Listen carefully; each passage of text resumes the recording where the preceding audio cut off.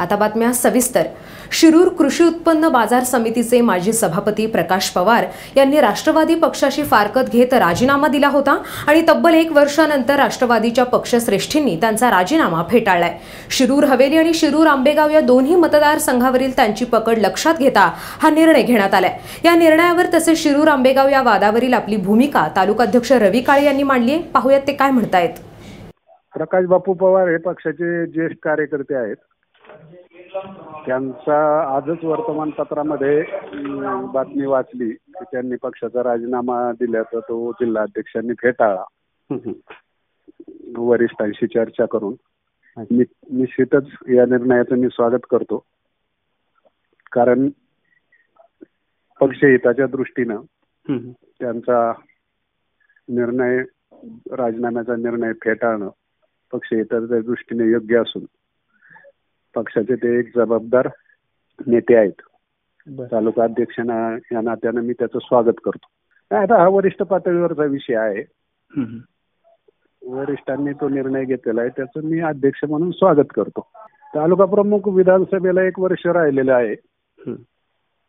तालुका अध्यक्ष या नात्यानं मागच्या विधानसभेमध्ये शिरूर हवेली मतदारसंघामध्ये पक्षाच्या उमेदवाराला पराभवाला सामोरं जावं लागलं होतं। येणाऱ्या 2019च्या निवडणुकीमध्ये कसल्याही परिस्थितीमध्ये राष्ट्रवादी काँग्रेसचा पक्षाचा आमदार होईल या दृष्टीने पक्ष संघटना मजबूत करणं आणि भाजप सरकारने या 3.5 वर्षामध्ये जे शेतकरी विरोधी, सर्वसामान्य विरोधी काम केलेलं आहे, कुठल्याही आश्वासनाची पूर्तता केली नाही।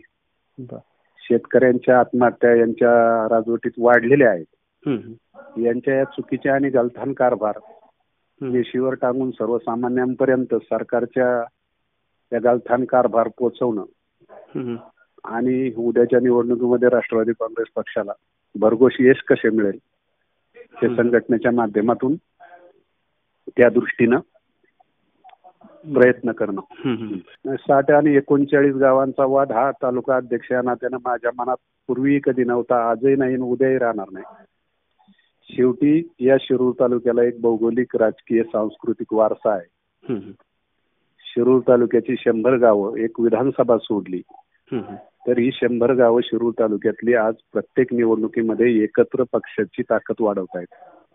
आज जिल्हा परिषद निवडणूक असो, पंचायत समिती निवडणूक असो, मार्केट कमिटीची निवडणूक असो, खरेदी विक्री संघाची निवडणूक असो किंवा रावसाहेबदादा पवार घोडगंगा सहकार कारखान्याची निवडणूक असो, या निवडणुकीला संपूर्ण तालुक्यातून त्या ठिकाणी राष्ट्रवादी काँग्रेस पक्ष सामोरा जातो।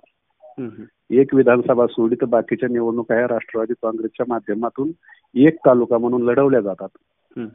त्यामुळे एक वेवलेंथ जी आहे, ऋणानुबंध जे आहेत 60-39 गावचे, आजही तुम्हाला कालच्या झालेल्या निवडणुकामधून तुमच्या सर्वांच्या लक्षात आले असतील की वरवर करणी जरी काही दिसत असेल की 60-39 वाद वगैरे, पण निवडणुकामधलं यश पाहिल्याच्या नंतर राष्ट्रवादी काँग्रेस पक्ष हा कधीही त्या गोष्टीला थारा देत नाही।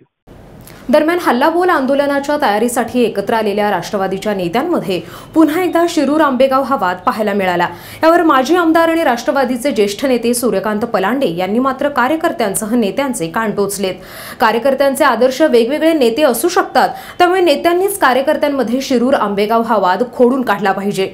मतदारसंघात पक्षाला हा वाद घातक ठरू शकतो, त्यामुळे नेत्यांनी खबरदारी घेतलीच पाहिजे, अशा भावना त्यांनी मांडल्या। मानसिंग बापू माजी जिल्हा आयोगचे अध्यक्ष, त्यांना मी सकाळी भेटलो, त्यांना विचारलं मीटिंगला नाही यायचं, ते म्हणले नाही येणार। म्हटलं का? म्हणले निमंत्रण नाही।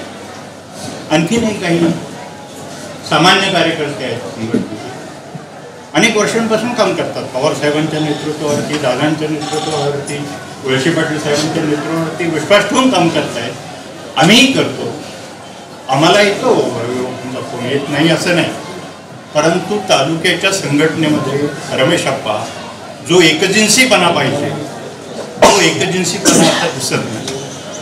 तो असं संघटनेच्या दृष्टीने अतिशय महत्त्वाचा आहे। तुम्ही अशोक बापूंचं नेतृत्व मानली, कुणी पोपटराव गावड्यांचं मानतील, कुणी आणखीन अभोकचं कुणाचं मानतील. त्या सुभेदाऱ्या ज्या आहेत त्या संघटनेला धाकट करतील. आपल्याला जरी असं वाटत असलं तरी देखील तुम्ही सगळे जिल्ह्याचे श्रेष्ठी आहात.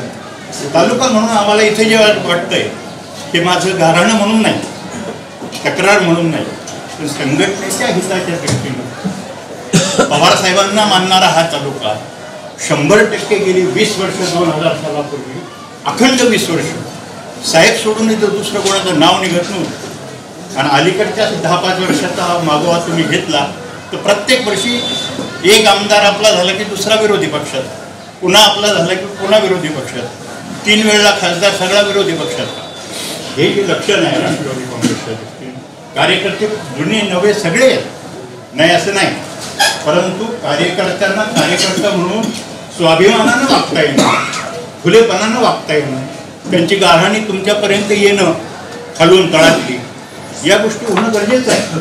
अशोक बापूंनी सांगितल्यानंतर, पोपटरावांनी सांगितल्यानंतर, आम्ही सांगितल्यानंतर लोक तेवढ्यापुरते येतील, परंतु खऱ्या अर्थाने शेतकऱ्यांचा प्रश्न असेल.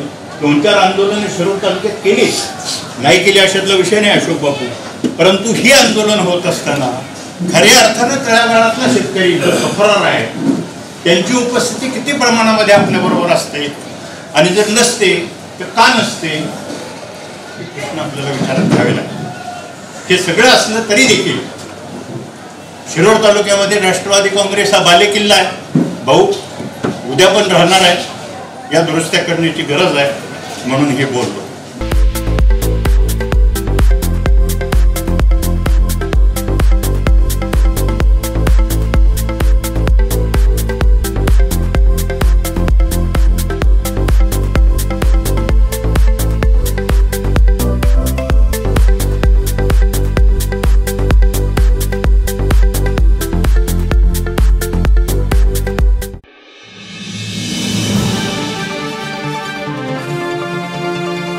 संवाद लाईव्ह टीव्ही, आपला विश्वास, आपलं चॅनल.